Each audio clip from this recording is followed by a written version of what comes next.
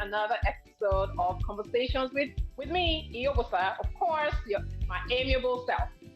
On today's show, we're going to be meeting a general surgeon. Oh my goodness, I'm glad we're having to do this because it took us a while to try and coordinate our schedules. I mean, she's a surgeon, she's busy, I'm busy, but we're finally doing this, so that's all that matters. So meet General Surgeon Dr. Iyore James, whose love for Ankara is unparalleled. I mean, you can already see, right? She's already like gracing us with like some Ankara outfits. We're going to be talking about it.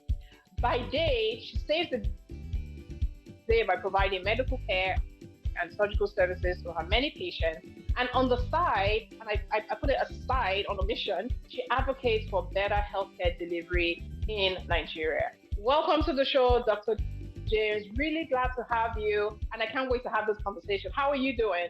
I'm doing great. Thank you, Yobasa. How are you today? I'm fine. Just really glad to be doing this now. So you're what I call fashionista and brains. I mean, just check out your Ankara outfit. Did you tie the head tie yourself? Because me, I cannot tie to save my life. Yeah, this ones I can tie, but don't ask me to tie the ashoke because then you lost me there. Oh, right. So your Ankara outfits are, I mean, you just, and I understand you wear them to work, whether it's like a jacket or, I mean, any opportunity you get, you're always adorning the Ankara. So let's dwell on your love for Ankara. What about the Ankara fabric or outfits do you love so much? Yeah, so the Ankara outfit reminds me of growing up in Nigeria. Men and women dressed up in this fabric that always told a story. I definitely love the bold colors, the patterns that just continue to evolve.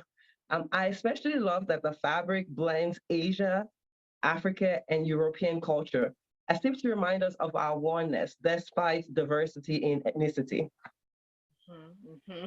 So there is, it's funny you mentioned that. I've never thought about it that way. There is, but I do know there's a saying, right? There is unity in diversity. And the fact that we are diverse does not mean, and we're different, does not mean we cannot all come together and collaborate, right? Right. Right. Loving the outfit. Like you said, I love the bold colors. It's the exact same reason why I love Ankara. The bold, I think just the boldness of it, right? You just step out and there's this extra boost of confidence. I don't know, for me, Exactly. There's this extra boost of confidence and you just step out and you're like, yes, I've arrived. People, yes. You're not noticing me, Right. Okay. Oh, amazing. And the Ankara outfit or the fabric is so versatile. One can use it, to sew outfits for special occasions, so like weddings, as well as for work or casual outfits. I totally love the fabric and the colors. We just talked about it. My goodness, right?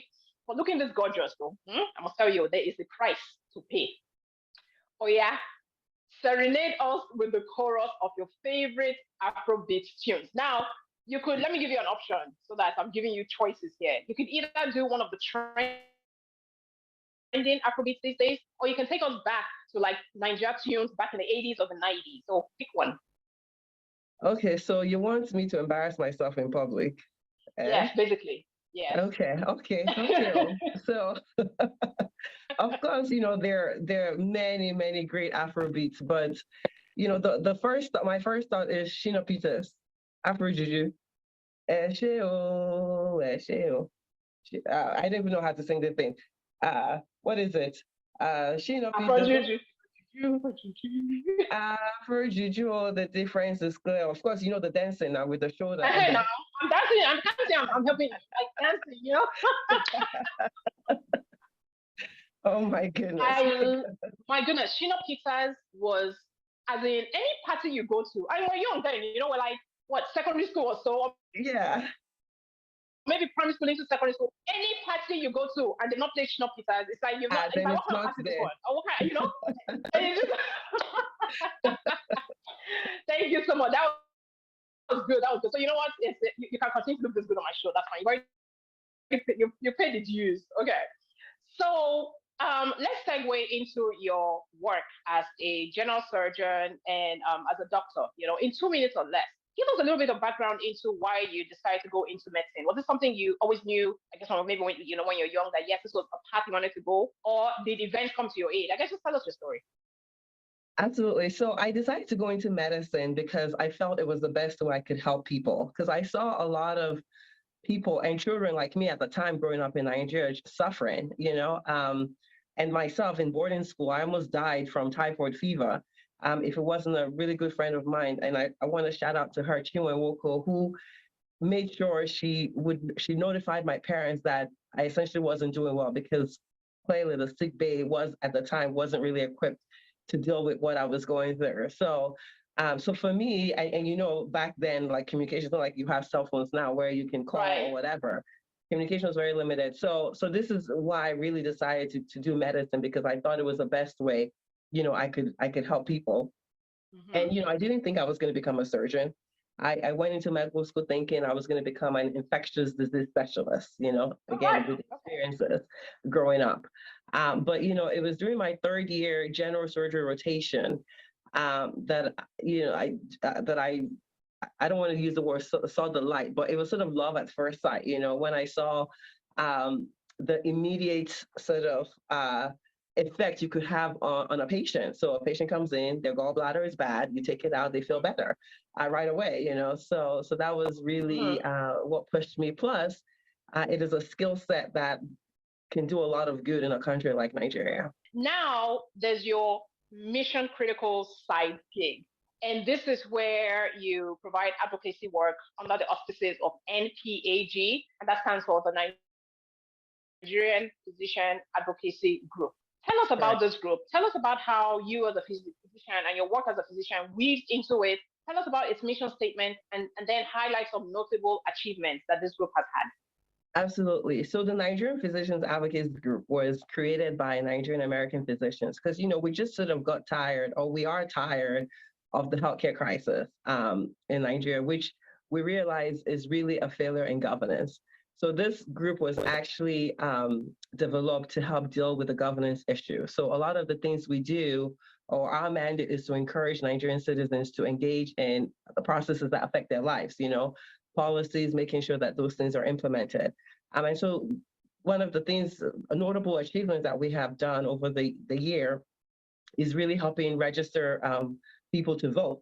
So we started with a pilot initiative in Abia State because we had a strong volunteer presence there, was able to register over 70,000 Abians to vote. And in this process, was able to screen over 50,000 of those people healthcare screening, so providing free medical screening as a way to lure them to come register to vote. And we are progressing to the next phase where we would like to get these voters to pick up their permanent voters card, or PVCs. We know that in Nigeria, a lot of people register to vote, but PVC collection is a problem. Even more of a problem is people actually getting out to vote. So the whole idea is we've done the registration process. We're going to encourage people again through providing free healthcare screening to get them to pick up their PVCs. And then when it's time to get out, to also, encourage them to get out. Because ultimately, I think a lot of the rate limiting step with a lot of problems in Nigeria is really the governance issue. So this is what we're trying to deal with. So you see, thanks for breaking it down because I would never have thought, because I'm just thinking, okay, so NPAG, yes, it's advocacy group, but I'm thinking more like medically, inclined. But it sounds more like, again, to tackle the governance issues, you're more like, I hear you. We're encouraging folks to go get their PVCs. We're trying to do everything we can to provide it to make it a seamless process. Because what I hear or what I deduce from what you're saying is, if people can go out to vote and vote for hopefully the right leaders, and those right leaders take over the helm, we can start to see like proper governance in place. Absolutely. It's as simple as that. If people are allowed to vote for whom they think will represent them, and the people who are there actually do care about the people they're representing, then it's a no-brainer. I mean, it's why a lot of us move to more developed democratic societies, right? Right. And it's election season, it's midterms now in the US. Your senators and whoever, they are reaching out to their constituents, right? They are doing things based because they know that, well, if we don't do what they want, then the next time we go on the ballot, if we be one kind. So you're going to be swept away. Exactly. exactly. So, Right. Okay. No, that's and guys, we're going to put the contact email for NPAG if you want to get right. So, how do people support, or how does this group support it, or how can people support the mission statement? Absolutely. So if you go to www.npagroup.org, that's www.npagroup.org. You find a lot of information about what we're doing, including things that I haven't mentioned, just given the time constraints. Right. Okay. And then people can support that way. Okay. So Absolutely. guys, we'll also have it, scrolling down in this video just so you can have it, but it's www.npagroup.org. So get on there, check it out and see how we can be part of this mission statement. It's laudable. Okay, all right. So now we're gonna segue into a funner. I call it funner because every segment of this episode, or this show is fun. But some are funner than others, So the Brits or Nigerians will say knickers, and then Americans will say shorts.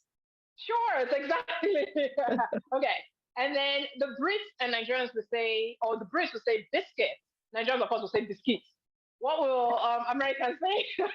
Cookies.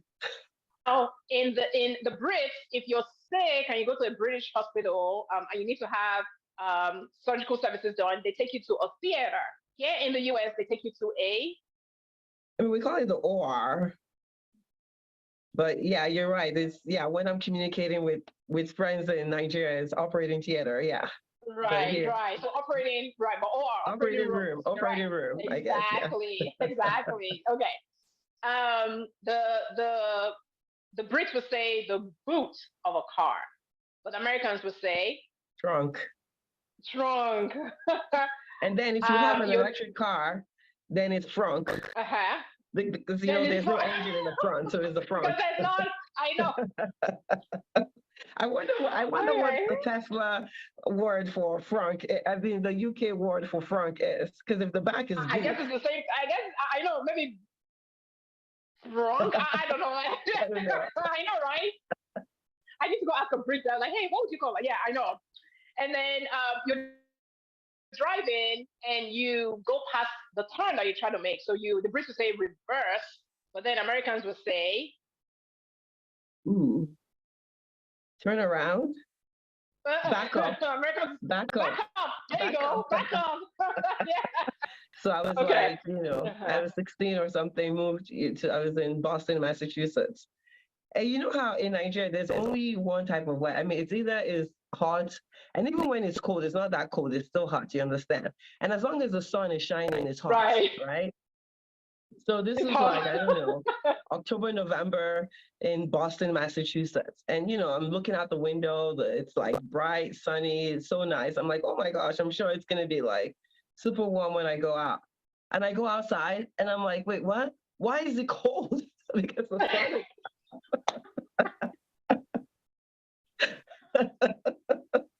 but hey, the things that we learn, right? The things we learn, the shock to the system. I mean, it's real, And the first time my ears froze, I was like, wait, what? That has the ability to freeze. And the things you don't think about, and the things you're like, is that possible? Like, really? Is that even possible? Yeah. Right. It's fun. And then you quickly, after one winter, you adapt. Because you're like, for sure. Yes. You're like, I never, is this how this thing is? I never want to, yes. Yeah, absolutely. Absolutely. Yeah. Oh my goodness. Anyway, it's an utmost pleasure having you, Dr. James, on the show. Thank you for your time. So in 1 minute or less, before I let you go, what words of inspiration do you have for anyone out there who's watching this and who's thinking of or wishing to engage in some advocacy work to help the communities that either here in the diaspora or back home in Africa and Nigeria? So I think for me, there's always hope. And because of hope, there's always an opportunity to make positive change. I'm reminded by a quote by Sean Higgins. He used to be an American professional basketball player. And he said, your wins don't matter and your failures don't matter. Don't stress on what was, but fight for what could be. So I think, yeah, that sort of summarizes, that whole concept of because of hope, things can always be better. Mm-hmm. So, and then in other words, whatever you're thinking of getting involved with, just do it, right? Just get involved, just jump in, right? And don't think about, we learn from our failures, right? We learn from everything, failures, successes, but it's not, you can be held back by what perceived failures you've had in the past, right? You just have to keep on fighting for what could be. So if you need something to change for the better, you remain in the fight for what could be better. You summed it up. I'm not even going to add anything to that. That is fantastic. Thank you so much, Dr. James, for sharing your story with us. Truly inspiring. Fashionista brains. Beauty. It is. It just run. But Nigeria, we're not the carry last. You understand? This is just how we roll. Viewers, a key takeaway from me, for me, is that we can all start to impact our communities in our own little way. Like she said, don't let the fact that maybe you did something and then you perceived it as a failure, or it didn't quite go according to how you envisioned it. It's not a failure. You've learned from it. You just keep on keeping on, right? There's that goal in mind. You just keep on keeping on. Nothing is too small. But the one advice I may have is, in doing whatever you're doing, you got to look fashionable in the process. As you can see her, fashionable, okay? If you're the one like her who loves Ankara like me, you get it out and you look confident and you go on. All right. Mighty blessings to whoever invented the Ankara fabric. Just amazing. All right, viewers, there you have it. Until the next episode, I'll say keep well, stay safe. Don't forget to subscribe to my channel if you haven't already. If you have, thank you. I really do appreciate it. Have a super sparkly week ahead and you keep well. Bye now.